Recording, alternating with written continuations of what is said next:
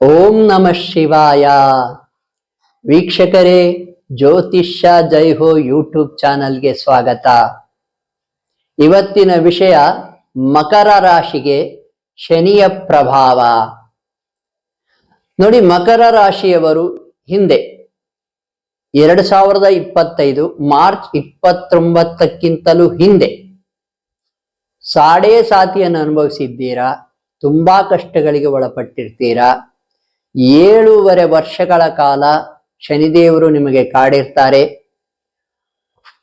ಬರೀ ಕೆಟ್ಟದ್ದನ್ನೇ ಏನ್ ಮಾಡಿರಲ್ಲ, ನೀವು ಒಳ್ಳೆ ಕೆಲಸಗಳನ್ನು ಮಾಡಿದ್ರೆ ಒಳ್ಳೆ ಫಲವನ್ನೂ ಕೊಟ್ಟಿರ್ತಾರೆ. ಪಾಪಕರ್ಮಗಳನ್ನು ಮಾಡಿದ್ದರೆ ಶಿಕ್ಷೆಯನ್ನೂ ಕೊಟ್ಟಿರ್ತಾರೆ. ಈಗ ಸಾಡೆ ಸಾತಿ ಮುಗಿದು ಬಿಟ್ಟಿದೆ ನಿಮಗೆ. ಮಾರ್ಚ್ 29ರಿಂದ ಈ ಕಡೆಗೆ ನಿಮಗೆ ತುಂಬಾ ಒಳ್ಳೆಯ ಸಮಯ ಬಂದಿದೆ. ಅತ್ಯಂತ ಶುಭ ಫಲವನ್ನ ಶನಿದೇವರು ನಿಮಗೆ ಕೊಡ್ತಾರೆ. ಸಾಡೆ ಸಾತಿ ಮುಗಿದಿದೆ. 3ನೇ ಮನೆಗೆ, ಮಕರ ರಾಶಿಯವರಿಗೆ 3ನೇ ಮನೆಯಲ್ಲಿ ಅಂದರೆ ಮೀನ ರಾಶಿಯಲ್ಲಿ ಶನಿದೇವರು ಸಂಚಾರ ಮಾಡ್ತಾ ಇದ್ದಾರೆ. ಇದು ತುಂಬಾ ಒಳ್ಳೆಯ ವಿಷಯ. 3ನೇ ಮನೆಯಲ್ಲಿ ಶನಿದೇವರಿದ್ರೆ, 6ನೇ ಮನೆಯಲ್ಲಿದ್ರೆ, 11ನೇ ಮನೆಯಲ್ಲಿದ್ರೆ ತುಂಬಾ ಧೈರ್ಯವನ್ನು ಕೊಡ್ತಾರೆ. ಎಲ್ಲವನ್ನೂ ಗೆಲ್ಲುವ ಹಠವನ್ನ, ಛಲವನ್ನ, ಸಾಮರ್ಥ್ಯವನ್ನ ಶನಿದೇವರು ಕೊಡ್ತಾರೆ. ಎಷ್ಟೇ ಕಷ್ಟ ಇದ್ರು ಗೆಲ್ತೀನಿ ಎಂಬ ಆತ್ಮವಿಶ್ವಾಸವನ್ನು ಕೊಡ್ತಾರೆ. ಅಷ್ಟೇ ಅಲ್ಲ, ಇದು ಮುಂದೆ ಅವರಿಗೆ ತುಂಬಾ ಒಳ್ಳೆಯ ಫಲ ಸಿಗ್ತದೆ.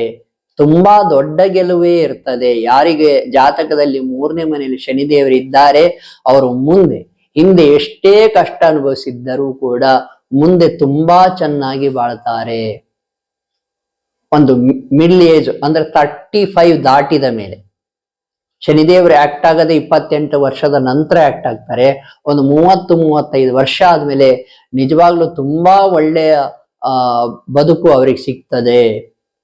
ಹಾಗೆ ಮಕರ ರಾಶಿಯ ಅಧಿಪತಿ ಬಂದ್ಬಿಟ್ಟು ಶನಿದೇವರೇ ಆಗಿರುವುದರಿಂದ, ಈ ಶನಿದೇವರು 3ನೇ ಮನೆಯಲ್ಲಿ ಇರುವುದರಿಂದ ಇದು ತುಂಬಾ ಒಳ್ಳೆಯ ಸಮಯ.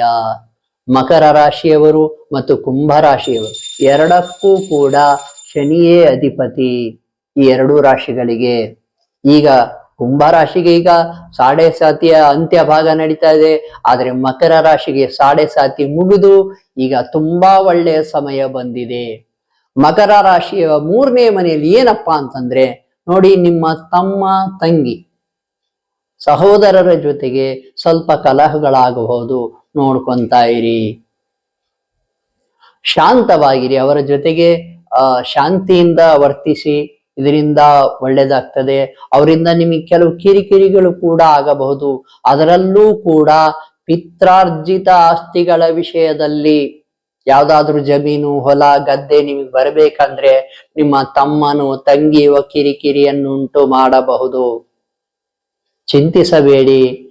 3ನೇ ಮನೆಯಿಂದ ಶನಿದೇವರು 9ನೇ ಮನೆಯನ್ನು ನೋಡ್ತಾ ಇದ್ದಾರೆ. ಏನು ನಿಮಗೆ ಆಸ್ತಿ ಬರಬೇಕು ಅದನ್ನು ಕೊಡಿಸೇ ತೀರ್ತಾರೆ. ಸ್ವಲ್ಪ ನಿಧಾನವಾಗಬಹುದಷ್ಟೇ. ಹಾಗೆಯೇ ನೋಡಿ, ಶನಿದೇವರು 3ನೇ ಮನೆಯಿಂದ 5ನೇ ಮನೆಯನ್ನು ನೋಡ್ತಾ ಇದ್ದಾರೆ. ಮಕ್ಕಳಿಂದ ಕಿರಿಕಿರಿ ಆಗಬಹುದು. ಮಕ್ಕಳು ತುಂಬಾ ಹಠ ಮಾಡಿ ಬಿಡಬಹುದು. ಅದರಲ್ಲೂ ಕೂಡ ಗಂಡು ಮಕ್ಕಳು ತುಂಬಾ ಹಠ ಮಾಡಿ ಬಿಡಬಹುದು. ಇದನ್ನು ಸ್ವಲ್ಪ ನೋಡ್ಕೊಳ್ಳಿ.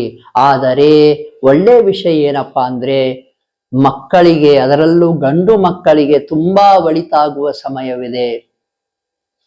ಕೆಲಸ ಇಲ್ಲದ್ರೆ ಕೆಲಸ ಸಿಕ್ಬಿಡ್ಬಹುದು. ಅವ್ರಿಗೆ ಸಕ್ಸಸ್ ಬರಬಹುದು. ಹೀಗೆಲ್ಲ ಯಶಸ್ಸು ಬರಬಹುದು. ಅವರಿಗೆ ಸಂಬಳ ಹೆಚ್ಚಾಗಿ ಬಿಡಬಹುದು. ಹೀಗೆ ಒಂದಲ್ಲ ಒಂದು ರೀತಿಯಿಂದ ಒಳಿತನ್ನ ಮಕ್ಕಳಿಗೆ, ಏನು ಮಕರ ರಾಶಿಯವರ, ನೋಡಿ, ತಂದೆ ಮಕರ ರಾಶಿ ಇದ್ರೂ ಸರಿ ಅಥವಾ ತಾಯಿ ಮಕರ ರಾಶಿ ಇದ್ರೂ ಸರಿ, ಅವರ ಮಕ್ಕಳಿಗೆ, ಅದರಲ್ಲೂ ಕೂಡ ಗಂಡು ಮಕ್ಕಳಿಗೆ ಒಳ್ಳೆಯದಾಗುವ ಸಮಯ ಬಂದಿದೆ. ಸ್ವಲ್ಪ ಮಕ್ಕಳಿಂದ ಕಿರಿಕಿರಿ ಆಗೋದು, ಹಠ ಮಾಡ್ಬೋದು ಮಕ್ಕಳು. ಅದನ್ನು ಸ್ವಲ್ಪ ಶಾಂತಿಯಿಂದ ನಿರ್ವಹಿಸಿ, ಅಷ್ಟೇ ಸಾಕು. ಇನ್ನು ಶನಿದೇವರು 3ನೇ ಮನೆಯಿಂದ 9ನೇ ಮನೆ ಅಂದ್ರೆ ಅದೃಷ್ಟ, luck, the house of luck, ಭಾಗ್ಯಸ್ಥಾನವನ್ನು ನೋಡ್ತಾ ಇರೋದ್ರಿಂದ, ಮತ್ತೆ ಹೇಳಿದೆ ಆಗ್ಲೇ, ಪಿತ್ರಾರ್ಜಿತ ಆಸ್ತಿ ಯಾವುದಾದ್ರೂ ಬರೋದಿದ್ರೆ ಬರುವ ಸಮಯ. ಆದರೆ ತಮ್ಮ ತಂಗಿ ಇವರಿಂದ ತುಂಬಾ ಕಿರಿಕಿರಿ ಆಗೋ ಸಮಯ ಇದೆ, ಇದನ್ನು ನೋಡ್ಕೊಳ್ಳಿ. ಆದರೂ ಕೂಡ ಶನಿದೇವರು ಆ ಆಸ್ತಿಯನ್ನ ನಿಮಗೆ ತಂದು ಕೊಡ್ತಾರೆ. ಸ್ವಲ್ಪ ನಿಧಾನವಾಗಬಹುದು. ತಂದೆಯ ಆರೋಗ್ಯದ ಬಗ್ಗೆ ಸ್ವಲ್ಪ ಗಮನವಿಡಿ. ತಂದೆ ಅಥವಾ ಅಜ್ಜ, ನಿಮ್ಮ ಅಜ್ಜ ಇದ್ರೂ ಕೂಡ ಅವರ ಆರೋಗ್ಯದ ಬಗ್ಗೆನೂ ಕೂಡ ಸ್ವಲ್ಪ ಗಮನವಿಡಿ. ನಂತರ ಶನಿದೇವರು 3ನೇ ಮನೆಯಿಂದ 12ನೇ ಮನೆಯನ್ನು ಕೂಡ ನೋಡ್ತಾ ಇದ್ದಾರೆ. ಇದರಿಂದ ಏನಪ್ಪಾ, ವ್ಯಯಸ್ಥಾನವನ್ನು ನೋಡ್ತಾ ಇರೋದ್ರಿಂದ ಸ್ವಲ್ಪ ವ್ಯಯ ಆಗಬಹುದು. ಯಾವುದೋ ಕಾರಣಕ್ಕೆ ಪೂಜೆ ಮಾಡಿಸೋದು, ಏನು ಹೋಮ ಹವನಗಳನ್ನು ಮಾಡಿಸೋದಾಗಿರ್ಬೋದು, ಅಥವಾ ದೇವತಾ ಕಾರ್ಯಗಳನ್ನು ಮಾಡೋ ಯೋಗ ಇದೆ. ದೇವಸ್ಥಾನಗಳನ್ನು ಏನು ಕಟ್ಲಿಕ್ಕೆ ನಿಮಗೆ ಅನುದಾನ ಕೇಳಲಿಕ್ಕೆ ಬಂದ್ಬಿಡ್ಬೋದು. ನಿಮ್ಮ ಕೈಯಲ್ಲಿ ಯಥಾಶಕ್ತಿ ನಿಮ್ಗೆ ಏನಾಗ್ತದೆ, ಯಥಾಶಕ್ತಿ ಯಥಾಭಕ್ತಿ ನೀವು ಕೊಡಿ. ಎಷ್ಟು ಕೊಡ್ಬೇಕನ್ಸೋದು ಕೊಡಿ, ಇಷ್ಟೇ ಕೊಡಿ ಅಷ್ಟೇ ಕೊಡಿ ಅಂತ ಹೇಳಲ್ಲ. ಇದರಿಂದಲೂ ಕೂಡ ಶನಿದೇವರ ಅನುಗ್ರಹ ದೊರೆಯುತ್ತದೆ. ನೋಡಿ, ತುಂಬಾ ಧೈರ್ಯದಿಂದ, ತುಂಬಾ ಸಾಮರ್ಥ್ಯದಿಂದ ಸಾಕಷ್ಟು ಲಾಭಗಳನ್ನ ಮತ್ತು ಗೆಲುವುಗಳನ್ನ ಗಳಿಸೋ ಸಮಯ ಇದೆ. ಯಾಕಂದ್ರೆ 3ನೇ ಮನೆಯಲ್ಲಿರುವ ಶನಿದೇವರು ತುಂಬಾ ಧೈರ್ಯವನ್ನ ಕೊಡ್ತಾರೆ ಯಾರಿಗಾದ್ರೂ ಕೂಡ. ಈ ಒಂದು ಸಮಯವನ್ನ ಸದುಪಯೋಗ ಪಡಿಸಿಕೊಳ್ಳಿ. ಮತ್ತೆ ಈಗ ಒಳಿತನ್ನು ಹೇಗೆ ಹೆಚ್ಚು ಮಾಡ್ಕೊಳ್ಬೇಕು, ಅಥವಾ ತಮ್ಮ ತಂಗಿಯರ ಜೊತೆಗೆ ಕಿರಿಕಿರಿ ಅಥವಾ ಮಕ್ಕಳ ಹಠವನ್ನು ಹೇಗೆ ಕಡಿಮೆ ಮಾಡ್ಕೋಬೇಕು ಅಂತಂದ್ರೆ, ಧ್ಯಾನದಿಂದ ಮಾಡೋದಾದ್ರೆ ಓಂ ಶಂ ಶನೈಶ್ಚರಾಯ ನಮಃ ಈ ಧ್ಯಾನವನ್ನ ನಿಮ್ಗೆ ಎಷ್ಟಾಗುತ್ತೋ ದಿನವೂ ಪ್ರತಿನಿತ್ಯ ಮಾಡಿ. ಅದು ಕೂಡ ಸಾಯಂಕಾಲ ಕತ್ತಲಾದ ನಂತರ ಮಾಡಿ. ದಾನ ಮಾಡೋದಾದ್ರೆ ಕಪ್ಪು ಬಟ್ಟೆಯನ್ನು ದಾನ ಮಾಡಿ, ಕಪ್ಪು ಎಳ್ಳನ್ನ ದಾನ ಮಾಡಿ. ಬಡವರಿಗೆ, ಕೂಲಿ ಕಾರ್ಮಿಕರಿಗೆ, ವಿಶೇಷ ಚೇತನರಿಗೆ, ಅನಾಥಾಶ್ರಮಗಳಿಗೆ, ವೃದ್ಧಾಶ್ರಮಗಳಿಗೆ, ನೋಡಿ, ಅಶಕ್ತರಿಗೆ ಹೆಲ್ಪ್ ಮಾಡಿದರೆ, ಸಹಕರಿಸಿದರೆ, ಸಹಾಯ ಮಾಡಿದರೆ ಶನಿದೇವರು ಪ್ರೀತ್ಯರಾಗ್ತಾರೆ, ತೃಪ್ತರಾಗ್ತಾರೆ, ಅನುಗ್ರಹಿಸ್ತಾರೆ, ಆಶೀರ್ವದಿಸ್ತಾರೆ. ಆದ್ದರಿಂದ ಸಾಧ್ಯವಾದರೆ ಅವರಿಗೆ ಪುಳಿಯೋಗರೆಯನ್ನ ದಾನ ಮಾಡಿ.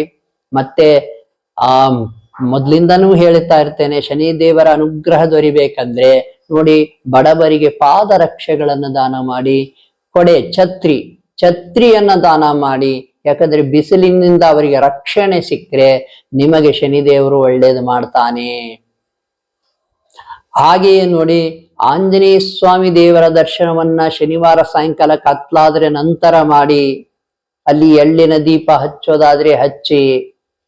ಹಾಗೆಯೇ ಶಿವಾಲಯಗಳಿಗೆ ದರ್ಶನ ಮಾಡಿ, ಶಿವಪೂಜೆಗಳನ್ನು ಮಾಡೋದ್ರಿಂದ, ಶಿವಧ್ಯಾನ ಮಾಡೋದ್ರಿಂದ, ಶಿವನಿಗೆ ರುದ್ರಾಭಿಷೇಕಗಳನ್ನು ಮಾಡಿಸೋದ್ರಿಂದಲೂ ಕೂಡ ಶನಿದೇವರ ದಿವ್ಯ ಅನುಗ್ರಹ ದೊರೆಯುತ್ತದೆ. ಇವೆಲ್ಲವನ್ನೂ ಯಾವುದಾದ್ರೂ ಮಾಡಿ, ಇವೆಲ್ಲವನ್ನು ಮಾಡೋದ್ರಿಂದ ನಿಮಗೆ ಶನಿದೇವರ ಅನುಗ್ರಹ ದೊರೀತದೆ. ಏನು ಒಳ್ಳೇದಾಗಬೇಕು ಅದಕ್ಕಿಂತಲೂ ಹೆಚ್ಚಿನ ಮಟ್ಟದಲ್ಲಿ ಒಳ್ಳೇದಾಗ್ತದೆ. ನೋಡಿ, ಶನಿದೇವರಂದ್ರೆ ಜಗತ್ತಿನ ಮಹಾ ನ್ಯಾಯಾಧೀಶ ಅಂತ ಕರಿಬಹುದು. ಎಲ್ಲಿ ಶನಿದೇವರು ಸ್ಟ್ರಾಂಗ್ ಆಗಿರ್ತಾರೆ ನೋಡಿ, ಇಡೀ ಜಗತ್ತಿಗೆ ಈಗ ಸ್ಟ್ರಾಂಗ್ ಆಗಿದ್ದಾರೆ. ಮಕರ ರಾಶಿಯಲ್ಲಿ, ಕುಂಭ ರಾಶಿಯಲ್ಲಿ, ಈಗ ಮೀನ ರಾಶಿಯಲ್ಲಿದ್ದಾರೆ. ಮೀನ ರಾಶಿಯಲ್ಲಿ, ಧನುರಾಶಿಯಲ್ಲಿ ಎಲ್ಲೆಲ್ಲಿ ಸ್ಟ್ರಾಂಗ್ ಆಗಿರ್ತಾರೋ ಅವಾಗೆಲ್ಲ ಕೂಡ ಜಗತ್ತಿನಲ್ಲಿ ನ್ಯಾಯಾಲಯಗಳು ತುಂಬಾ ಒಳ್ಳೆ ತೀರ್ಪುಗಳನ್ನು ಕೊಡ್ತಾ ಇರ್ತಾವೆ. ಇದನ್ನು ಗಮನಿಸಬಹುದು. ಜಗತ್ತಿನಲ್ಲೇ, ಇಡೀ ಜಗತ್ತಿನಲ್ಲೇ ನ್ಯಾಯವನ್ನು ಎತ್ತಿ ಹಿಡಿಯುವ ಸಮಯ ಇದಾಗಿರ್ತದೆ. ನೋಡಿ, ಶನಿದೇವರ ದಿವ್ಯ ಅನುಗ್ರಹಕ್ಕೆ ಪಾತ್ರರಾಗಬೇಕಂದ್ರೆ ಮೊದಲು ಪಾಪಕರ್ಮಗಳನ್ನು ಮಾಡಬಾರ್ದು, ಪುಣ್ಯದ ಕೆಲಸಗಳನ್ನ ಮಾಡಬೇಕಾಗ್ತದೆ. ಒಳ್ಳೆ ಕೆಲಸಗಳನ್ನು ಮಾಡಿ. ಇದರಿಂದ ಶನಿದೇವರು ಒಳ್ಳೆಯ ಫಲಗಳನ್ನೇ ಕೊಡ್ತಾ ಇರ್ತಾರೆ. ವೀಕ್ಷಕರೇ, ಜ್ಯೋತಿಷ್ಯ ಜೈ ಹೋ ಯೂಟ್ಯೂಬ್ ಚಾನೆಲ್ನ ಮುಖ್ಯ ಉದ್ದೇಶ, ಮೂಲ ಉದ್ದೇಶ, ಜನರು ಯಾರ್ಯಾರು ತೊಂದರೆಗಳಲ್ಲಿದ್ದಾರೋ, ಯಾರು ಕಷ್ಟಗಳಲ್ಲಿದ್ದಾರೋ ಆ ಕಷ್ಟಗಳನ್ನ ತಗ್ಗಿಸೋದು, ತೊಂದರೆಗಳನ್ನ ನಿವಾರಿಸೋದು ಈ ನಮ್ಮ ಯೂಟ್ಯೂಬ್ ಚಾನೆಲ್ನ ಮುಖ್ಯ ಉದ್ದೇಶ ಇದೆ. ಸಾಕಷ್ಟು ಜನರು ನಮಗೆ ಕರೆ ಮಾಡ್ತಾ ಇದ್ದಾರೆ, ನಾವು ಹೇಳಿದ್ದನ್ನು ಪಾಲಿಸ್ತಾ ಇದ್ದಾರೆ. ಸಾಕಷ್ಟು 9 ಜನ ಕರೆ ಮಾಡಿದ್ರೆ ಅದರಲ್ಲಿ 8ರಿಂದ 9 ಜನರು ವಾಮಾಚಾರ ದೋಷಕ್ಕೆ ಒಳಪಟ್ಟಿರ್ತಾರೆ. ತುಂಬಾ ಬೇಜಾರಿನ ವಿಷಯ ಇದು. ಆದ್ರೂ ಕೂಡ ಏನು ಮಾಡಕ್ಕಾಗಲ್ಲ. ಕಲಿಗಾಲದಲ್ಲಿ ದುಷ್ಟ ಶಕ್ತಿಗಳ ಅಬ್ಬರ ಅಟ್ಟಹಾಸ ತುಂಬಾ ಹೆಚ್ಚುತ್ತಾ ಇರುತ್ತದೆ. ಇನ್ನೂ ಮುಂದೆ ಹೋದಂತೆಲ್ಲ ಹೆಚ್ಚುತ್ತಲೇ ಇರುತ್ತದೆ. ಯಾಕೆಂದ್ರೆ ಕಲಿಗಾಲ ಅಂತ ಅದೇ ಕಾರಣಕ್ಕೆ ಕರೆಯೋದು. ಯಾರ್ಯಾರಿಗೆ ವಾಮಾಚಾರ ದೋಷ ಇದೆ, ಭಾನಾಮತಿ ಆತ್ಮಗಳ ಪ್ರಯೋಗ, ದುಷ್ಟ ಶಕ್ತಿಗಳ ಪ್ರಯೋಗ ಆಗಿದೆ, ಎಲ್ಲರೂ ಕೂಡ ನಮಗೆ ಕರೆ ಮಾಡಬಹುದು. ಎಲ್ಲದಕ್ಕೂ ಕೂಡ ಭಗವಂತನ ಅನುಗ್ರಹವೇ ದಾರಿ. ನೋಡಿ, ಆತ್ಮಗಳ ಪ್ರಯೋಗ ಅಂದ್ರೆ ಏನು? ಯಾವರು ಗತಿಸಿದ್ದಾರೆ, ಅವರ ಆತ್ಮಗಳಿಗೆ ಶಾಂತಿ ಸಿಕ್ಕಿಲ್ಲ ಅಂತ ಆತ್ಮಗಳನ್ನು ವಶಪಡಿಸಿಕೊಂಡಿರ್ತಾರೆ. ಭೂತ ಪ್ರೇತ ಪಿಶಾಚಿಗಳನ್ನ ಮಾಂತ್ರಿಕರು ವಶಪಡಿಸಿಕೊಂಡು ಯಾರು ಆಗಲ್ವೋ, ಯಾರು ಶತ್ರುಗಳು ಬಂದು ಅವರಿಗೆ ಯಾರ ಮೇಲೆ ಅದನ್ನ ಪ್ರಯೋಗ ಮಾಡ್ಬೇಕು ಹೇಳ್ತಾರೋ ಅವ್ರ ಮೇಲೆ ಪ್ರಯೋಗ ಮಾಡ್ತಾರೆ. ಈ ಆತ್ಮಗಳ ಪ್ರಯೋಗದಿಂದ ಹೊರ ಬರುವುದು ಹೇಗೆ ಅಂದ್ರೆ, ಅದಲ್ಲೂ ಕೂಡ ಸರಳ ವಿಧಾನ ಏನಪ್ಪಾ ಅಂದ್ರೆ, ಖರ್ಚೇ ಬೇಡ, ಭಗವಂತನ ಅನುಗ್ರಹವನ್ನ ಪಡೆದುಕೊಳ್ಳೋದು. ಹಾಗಾದ್ರೆ ಹೇಗೆ ಭಗವಂತನ ಅನುಗ್ರಹ ಪಡೆದುಕೊಳ್ಳೋದು ಅಂದ್ರೆ, ಮಂತ್ರಗಳ ಧ್ಯಾನದಿಂದ ಮತ್ತು ದೇವಾಲಯಗಳ ದರ್ಶನಗಳಿಂದ ಪಡೆದುಕೊಳ್ಳಬಹುದು. ಯಾವ ಮಂತ್ರವನ್ನು ಧ್ಯಾನಿಸಬಹುದು ಅಂತ ಹಿಂದಿನ ವಿಡಿಯೋಗಳಲ್ಲಿ ಬಿಟ್ಟಿದ್ದೇವೆ, ಅಥವಾ ನೀವೇ ನಮಗೆ ಕರೆ ಮಾಡಿ ನಾವೇ ತಿಳಿಸ್ತೇವೆ. ವಾಮಾಚಾರ ವಿರುದ್ಧ ಯಾವ್ಯಾವ ಮಂತ್ರಗಳನ್ನ ಧ್ಯಾನಿಸಿದ್ರೆ ಒಳ್ಳೇದಾಗ್ತದೆ, ಏನೇನು ಆಚರಣೆಗಳನ್ನು ಮಾಡಿದ್ರೆ ಒಳ್ಳೇದಾಗ್ತದೆ, ಯಾವ್ಯಾವ ದೇವಾಲಯಗಳಲ್ಲಿ ಹೋದ್ರೆ ಒಳ್ಳೇದಾಗ್ತದೆ, ತಂತಾನೇ ಮಾಟ ಮಂತ್ರ ತೆಗೆದು ಬಿಡುತ್ತೆ ಅಂತ ದೇವಾಲಯಗಳ ರಿಸರ್ಚ್ ಕೂಡ ಮಾಡಿದ್ದೇವೆ. ವೀಕ್ಷಕರೇ, ನೀವು ನಮಗೆ ಕರೆ ಮಾಡಬಹುದು, ನಾವು ನಿಮಗೆ ಸೂಕ್ತ ಸಲಹೆಯನ್ನು ಕೊಡ್ತೇವೆ ಅಂತ ಹೇಳ್ತಾ ಈ ವಿಡಿಯೋವನ್ನು ಮುಗಿಸ್ತಾ ಇದ್ದೇವೆ. ಶುಭವಾಗಲಿ.